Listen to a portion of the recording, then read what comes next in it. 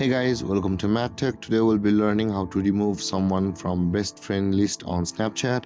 And now let's dive right in. Now to remove someone from the best friends list on Snapchat, first open up your Snapchat app and make sure to be logged into your account, guys.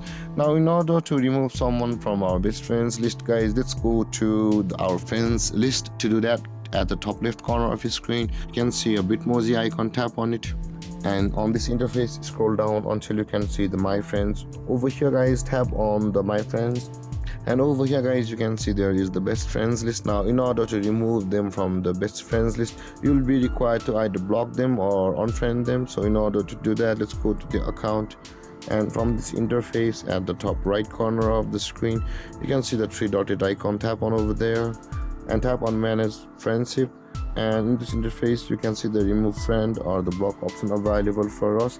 So you can just remove that friend or block that friend, whichever you choose, and after doing that, that person will be removed from the best friends list on Snapchat.